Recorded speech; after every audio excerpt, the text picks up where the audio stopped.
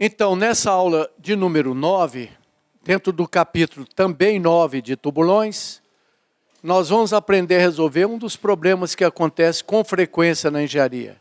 Ou seja, fundações em divisas. Como a fundação em divisa normalmente gera um acréscimo de carga nas fundações próximas da divisa, no caso de tubulão nós vamos ter que ovalizar as bases para ela não vazar vizinho. Existem 4 pontos fundamentais que, lembrando bem deles, se resolve com facilidade. O primeiro é: a maioria dos códigos de obra do país não permitem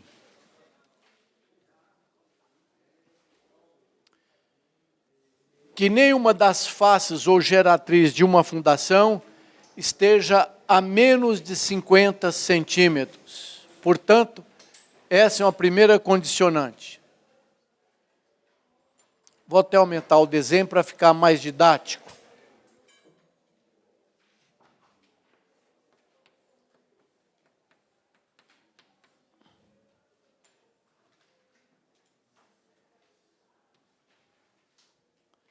Então, primeira condicionante é, no mínimo, a 50 centímetros da divisa.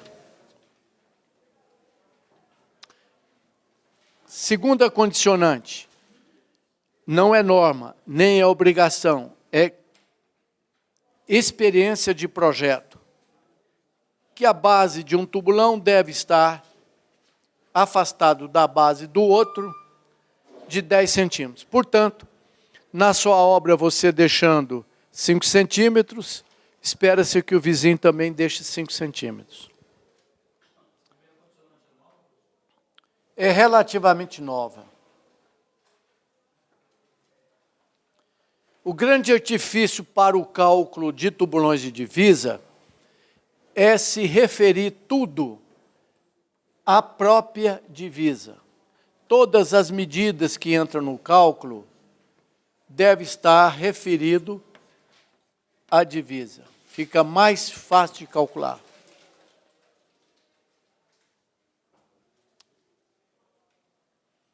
A essa altura, eu já tenho o diâmetro do fuste, já tenho o diâmetro da base como se ela fosse circular.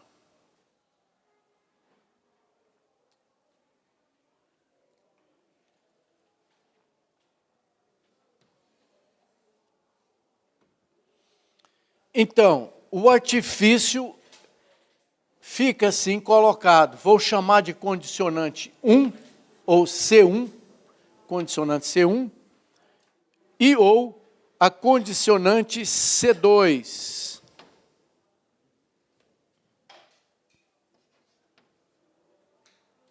C2.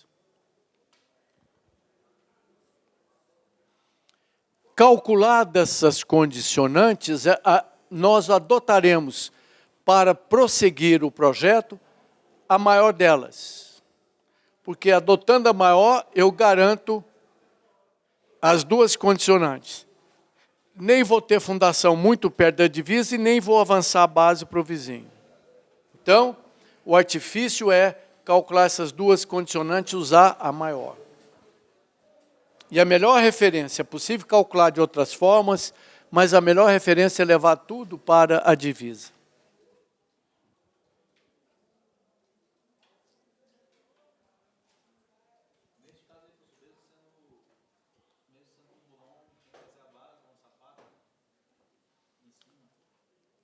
Repete a pergunta.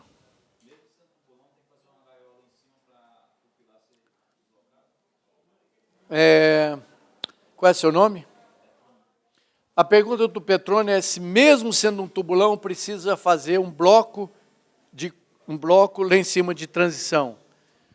Obrigatoriamente não é preciso um bloco de transição, mas é muito bom ter um bloco de transição entre o tubulão e o pilar, entre a sapata e o pilar, entre a estaca e o pilar, é bom ter um bloco. porque ele combate excentricidades e não deixa esse comprimento ficar muito grande. Se você tiver solo fraco, você pode ter um pórtico de 10 metros de altura, não é bom. Então tem que amarrar com cintas e bloco. Nos tubulões, como eles são parrudos, é possível substituir o bloco de transição pela própria parte final do tubulão. É só armar ele com uma grade, mais de uma, duas ou três, transformar a cabeça do tubulão em um bloco. Então se faz uma gradezinha assim, como se fosse uma espiral, e arma em 2 ou 3 alturas, para combater as tensões de tração vindas do efeito lobo-carneiro. Então aqui a gente coloca uma grade, 2 grades, 3 grades, qualquer livro de concreto, inclusive o capítulo 14 do meu livro tem isso bem detalhadinho. Aí você pode suprimir o bloco. Não é conveniente, porque se tiver um bloco, você até num caso de reforço, você ampara melhor. Se eu for reforçar uma fundação lisa, sem bloco, eu vou ter que grampear barras de aço com chumbador químico ou com resinas epoxídicas para segurar. Então, o bloco de coroamento, por tudo, e as cintas é sempre bem-vindo. Teoricamente, você pode economizar aí. Cintas e bloco. Não é bom. Então, vamos continuando. Então, o grande artifício é trazer do eixo do tubulão a divisa, do eixo do tubulão a divisa na condição 1 do Código de Obra, na condição 2 da prática da engenharia. Ora, como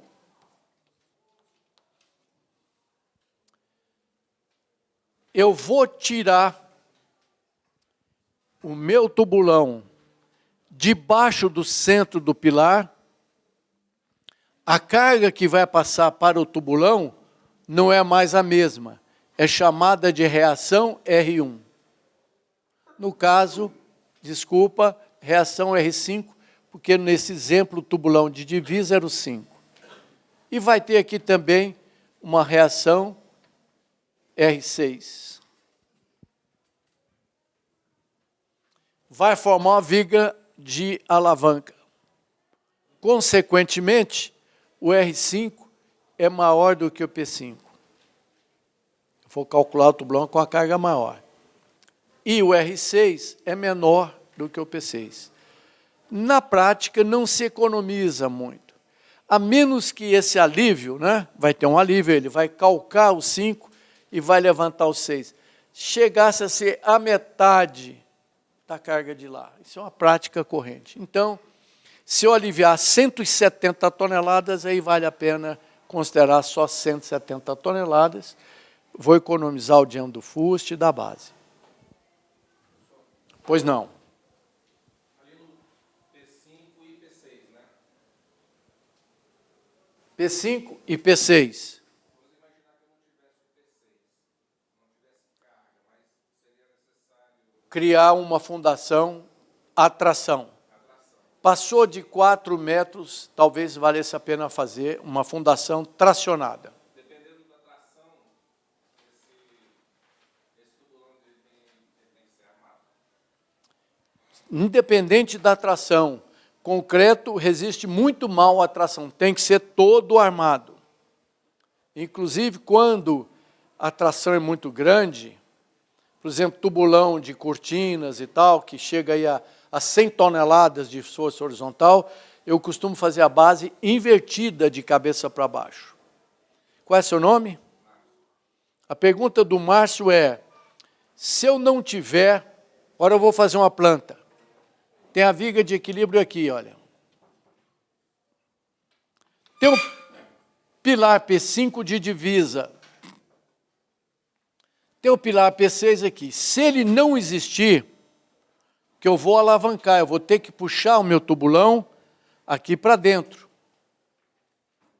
para a base poder acomodar a base aqui dentro, que não vai ser circular, agora vai ser um oval para diminuir o braço de alavanca que é fundamental.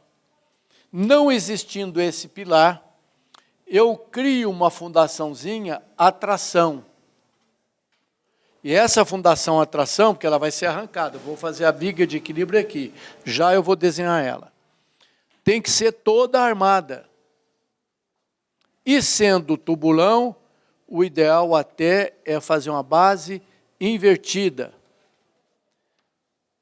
Nunca consegui arrancar um tubulão desse. Já botei, já fiz provas de carga e atração para 500 toneladas, não tem jeito. Não sai mesmo. Entendeu? Então tem que ter, para poder alavancar isso. Econômica, 5 metros. Entendeu? Passou, por exemplo, se o outro pilar tiver 8 metros, é melhor fazer uma aqui a 3, 4. É econômica, para não ter uma viga de equilíbrio muito longa. Muito bem, continuando.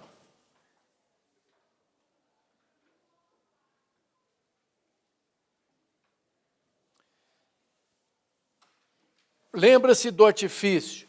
Levem todas as medidas para a divisa. E agora, então, já que a reação vai ser maior do que aquela, e a reação R6 menor do que aquela, eu vou ter que calcular essa reação. E na engenharia, como as nossas obras não são dinâmicas, são estáveis, para calcular essa reação, eu vou usar a famosa condição de equilíbrio, sempre. Então, o que eu tenho na realidade? Eu tenho um pilar que está aqui,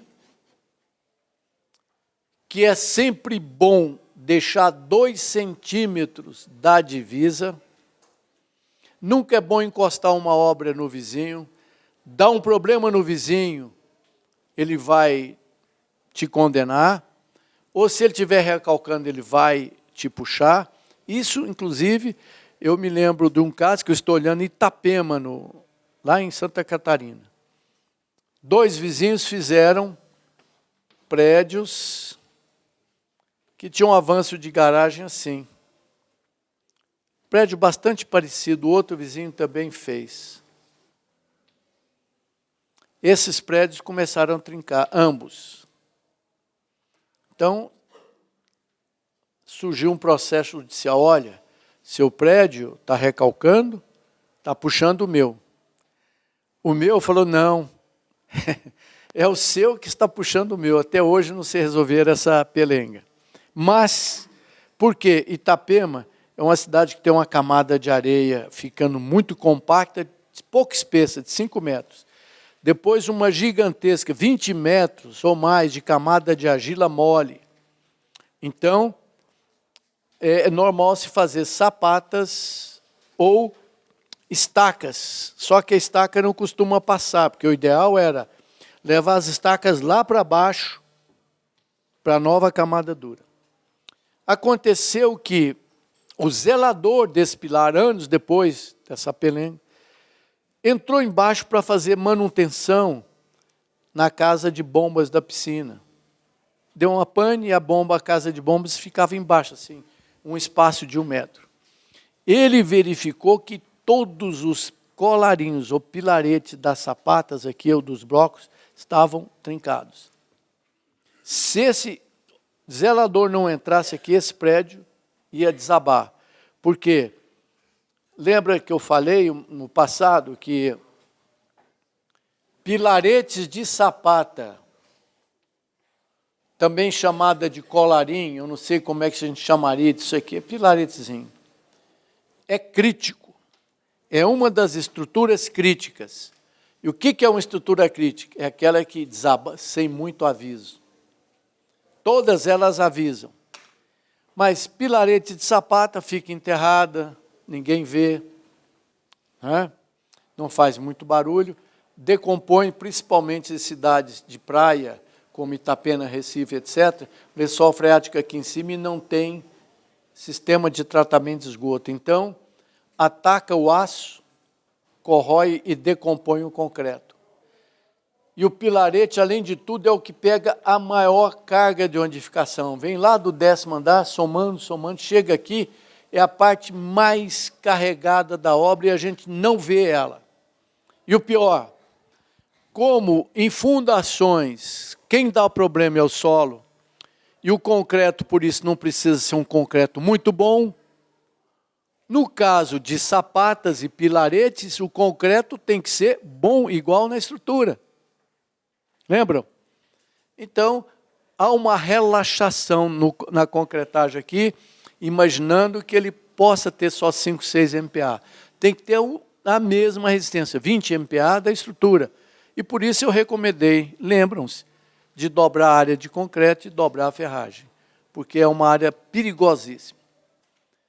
Então, nesse caso desses 2 prédios, todos os pilaretes aqui ligava blocos de estacas, estavam rompendo. Esse prédio vinha a desabamento. Também teve a sorte do vizinho segurar um pouco. Por quê? Porque não foi feita uma junta de dilatação, ele concretou prédio contra prédio, cinta contra cinta, pilar contra pilar, viga contra viga, são os 3 andares. Para evitar esse tipo de coisa, recomenda-se deixar de 1,5 a 3 centímetros entre o pilar e a divisa. Muito bem, com esses dados, agora aplicando-se a condição de equilíbrio estático na engenharia,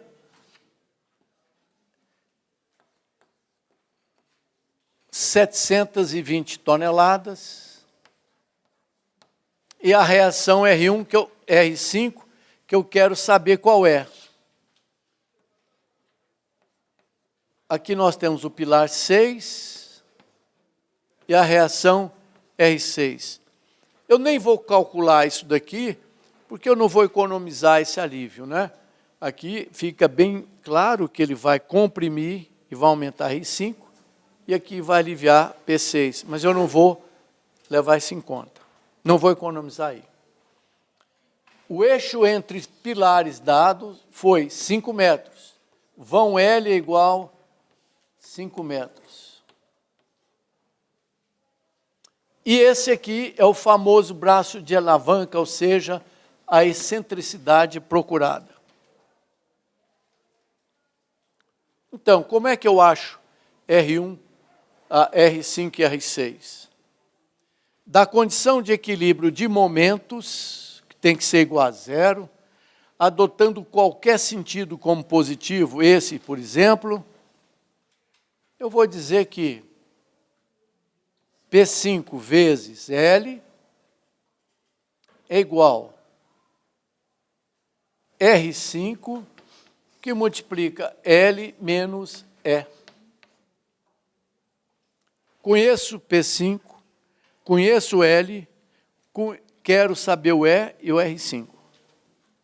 Quero calcular eles. Portanto, a reação procurada R5 vale a carga do pilar vezes o vão L sobre L menos o braço de alavanca, que é a excentricidade E. Muito bem. Como eu tenho 2 incógnitas, eu vou arbitrar valores até chegar lá.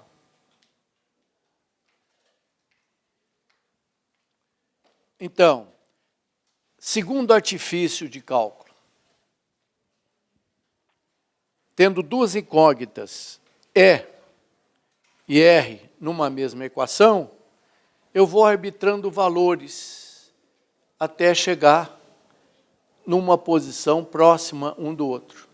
Na prática, na mão, cálculo feito na mão, arbitra-se valores para R e calcula novamente todo o trabalho, com erro de 10%. É justificável. Mesmo porque eu tenho coeficiente de segurança 2 ou 3, então 200%, 300%. Errando 10% está bom. O programa que vocês vão receber calcula várias vezes, dando valor arbitrando, até convergir para 0. Então, ele calcula, vai lá, volta, etc.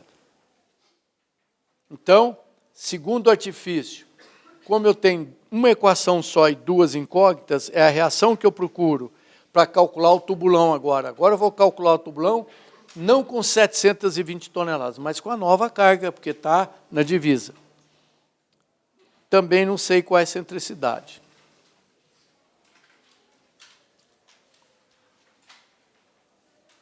Eu vou apagar isso daqui.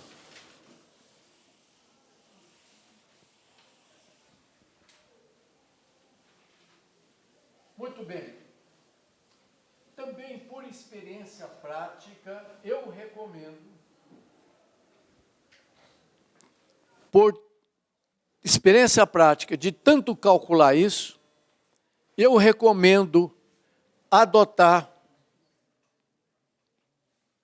uma reação adotada no entorno de 15% maior do que a carga para convergir em uma ou duas vezes. Ou seja, se eu calcular uma vez, considerando que isso aqui vai ser 15% maior, possivelmente eu acerto na primeira ou na segunda, não precisa calcular tudo de novo.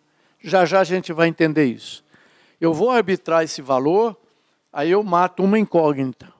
Fico com uma equação só incógnita, eu resolvo o problema. Só que eu devo parar quando, entre o que eu adotei e o calculado, seja um erro de 10%, que é tolerável na prática. Segundo a experiência de tanto calcular isso, se eu começar com 15% ou 20%, é possível que eu acerte na primeira ou na segunda. Se eu errar, vou arbitrando valores intermediários até chegar lá. Então, primeiro passo.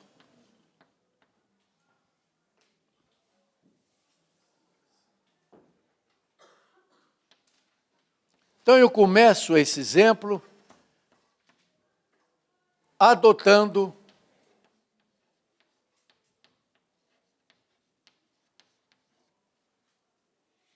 a carga, a reação que eu procuro, R5, igual, eu acho que nesse caso, 15% vai chegar lá da primeira ou da segunda vez. Portanto, agora eu tenho que recalcular o tubulão, não com 720 toneladas, mas com, alguém por gentileza aí na máquina, com 15% a mais, que vai dar 828 toneladas.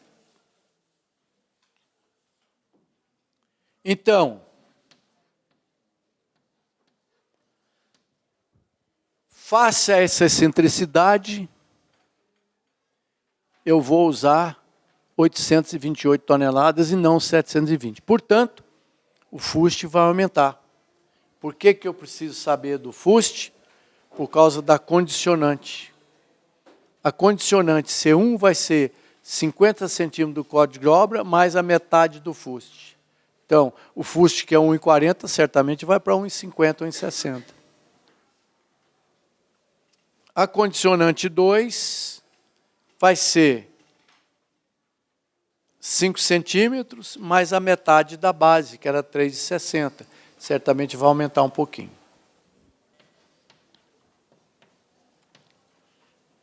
Não é certo que esses valores vão prevalecer.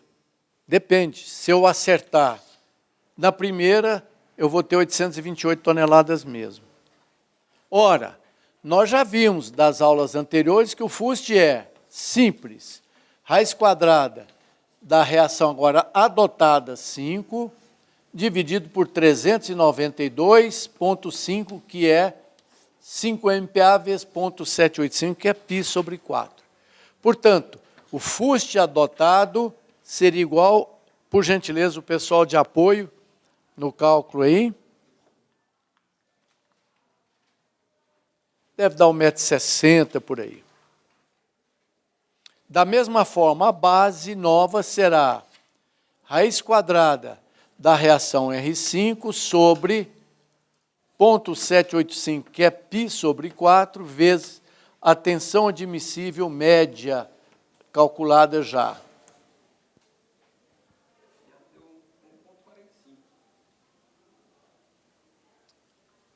Só 5 centímetros a mais? Eram em 40. Confere? E a base nova, que era 3,60, passa para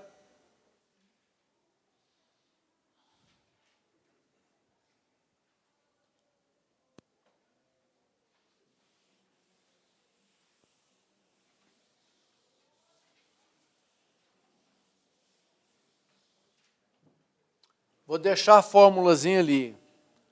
A reação R5 vale a carga do pilar, a original, a carga original porque é comparadora, vezes o vão sobre o vão menos a excentricidade. Agora eu arbitrei R5.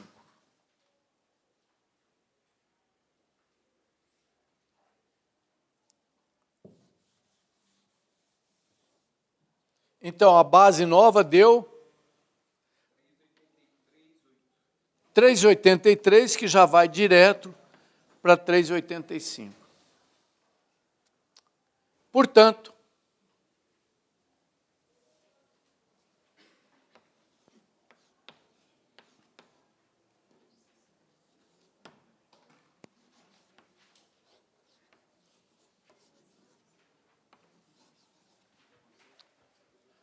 o que é que eu preciso para calcular a reação R5, não adotada pura e simplesmente, mas a reação R5, que seria comparadora? O que é que falta na equação ali?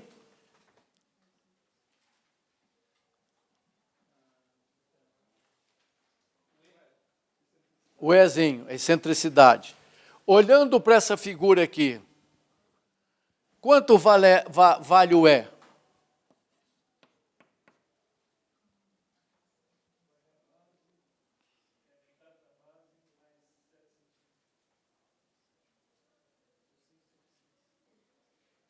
O E. A excentricidade E vai valer. Lembra, eu tenho um pilar aqui, olha. Excentricidade é o braço de alavanca entre duas cargas. Essa, P5, e a reação tão procurada, R5, que eu estou começando a arbitrar para calcular ela. Então, essa distância entre forças é que vai me dar a excentricidade. Ora, é essa distância, C1 ou C2, lembram? Que geometricamente parece a mesma coisa, mas depende da condicionante. Então, é uma das duas menos essa distância daqui, que é 2 mais metade do pilar. Essa distânciazinha, lembra do artifício? Levar tudo para a divisa, chama-se de pilar P minúsculo. Então, a excentricidade vai ser essa distância daqui para cá, que é C1 ou C2, menos Pzinho. Tem que ver isso daí. O que é o Pzinho? É o artifício de levar tudo para a divisa. É a distância da carga à divisa, que vai ser metade do pilar, que foi dado aqui, eu apaguei, 1 por 1. O pilar tem 1 metro por 1. Então, vai ser 50 mais 2. Menos C1 ou C2. Então, vai ser C1 ou C2 menos o Pzinho. Ora, pequeno pilar P vai ser 2 centímetros mais a dimensão do pilar que foi dada, dividido por 2, que vai ser 2 mais 50, o pilar foi dado, 50.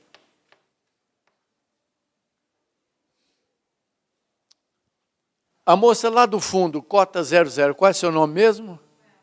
Entendeu isso aí, Welma? Mais ou menos, aonde é que está o menos? O que eu procuro mesmo? O que eu quero calcular agora? Não, a excentricidade. Para que eu quero a excentricidade? Para calcular a reação do tubulão, que agora já não é mais 720 toneladas, ela vai ser maior. Entendeu? Vindo da condição de equilíbrio estático, eu calculei essa fórmula, só que ela tem duas incógnitas. R5 e o E. Olhando para a figura, a excentricidade E vale C1 menos o Pzinho. Ou C2, porque tem que ser o maior. Se eu adotar o menor, ou a base invade, ou 50 centímetros não vai ser atendido. Então, é o maior dos dois. C1 vale 50 centímetros, que é o código de obra, mais o fuste sobre 2, que é 50 mais, já calculamos o fuste, 1,45 sobre 2. Isso aqui dá 122,5. E o C2 vale metade da base mais 5 centímetros. Que é igual a 5 mais 385 sobre 2, que é o tamanho da base. Essa ponta do quadro está muito ruim, não deve estar filmando bem, né? Que vale 197,5. Péssimo isso aqui. Talvez seja o giz muito cozido. Isso é silt, que se cozinhar muito ele fica muito duro, não risca. Mas é o quadro que está muito liso. Muito bem. Eu adoto um dos dois, o maior, para atender as duas condições. Então, prevalece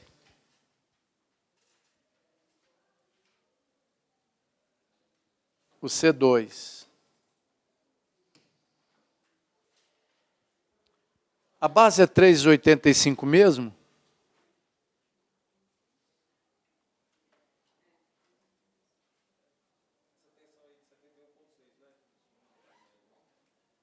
A tensão é 71,6.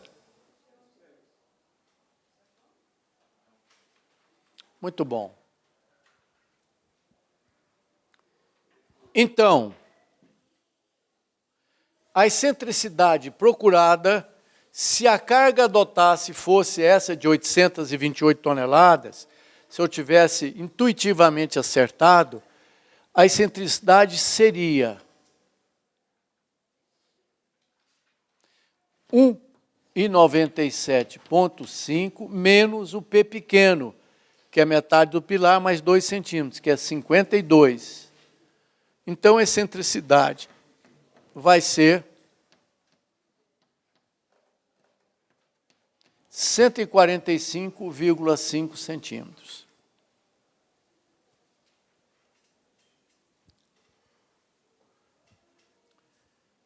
Está muito rápido? Tá bom? Então, me explica tudo o que eu fiz. Qual é o seu nome? Mas vamos ver, até onde é que você chega? O que eu estou querendo? O que nós procuramos aqui? Eu vou repetindo o que você me falar, vai.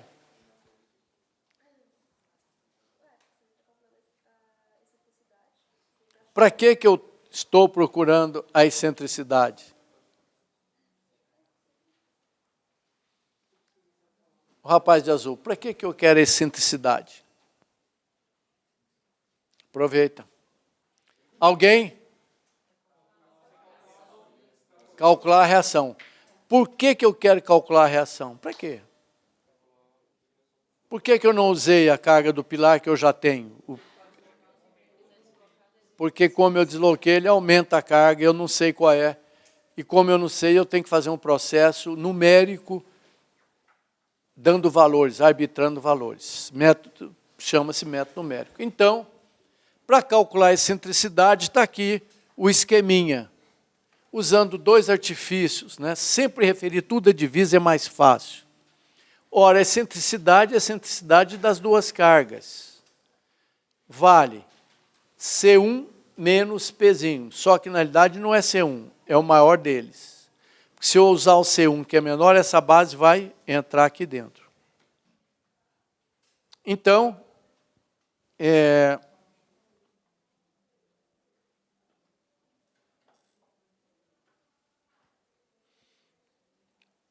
interessante, estou sentindo alguma coisa estranha, porque todas as vezes que eu calculei, sempre o C1 é maior do que o C2.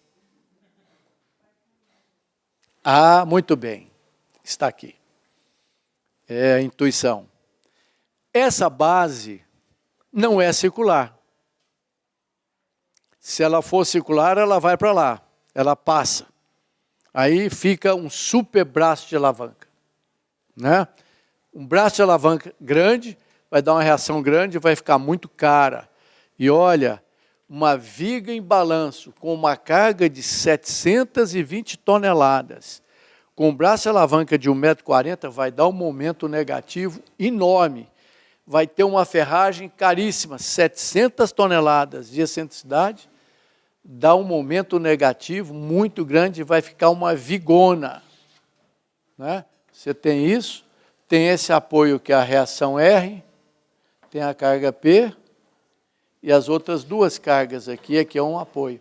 Vai dar um momento negativo assim gigantesco. Muito bem. Então, o sofisma aqui ficou centrado no diâmetro da base, porque a base não vai ser circular. Propositalmente, eu vou ovalizar a base. Ora, para ovalizar a base, nós, na realidade, oval é muito difícil de furar uma base oval lá embaixo. Oval mesmo. A mais próxima de uma oval que eu executei foi para a sede nacional da Caixa Econômica, que o prédio, como todo mundo já viu em foto ou conhece, ele é uma pétala cheia de pilares, assim, esconso. Vários pilares assim. Então, para fazer as bases, eu dividi o espaço entre os pilares. Aí sim eu fiz uma base quase que oval. Na realidade, era um trapézio com 2 semicírculos. Um pouquinho chato, tive que usar a bússola para evitar que uma base lá embaixo acabasse subindo sobre a outra. Aliás, houve uma interferênciazinha, não era possível marcar isso certo. Muito bem. Na base oval, existe um critério prático, que não é bom fazer uma ovalização tão apertada para fazer uma base muito longa, procurando diminuir o braço de alavanca, né? Porque quanto menor isso daqui, menor o braço de alavanca. Então, não é muito bom. Recomenda-se que a base agora, B minúscula oval, seja no entorno de 1.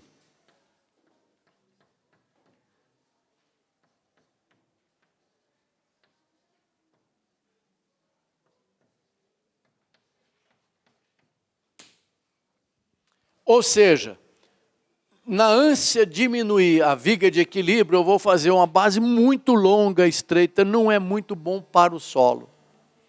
Não vou ovalizar muito. Então, existe um parâmetrozinho prático, que a largura da base oval não é mais a circular seria aqui.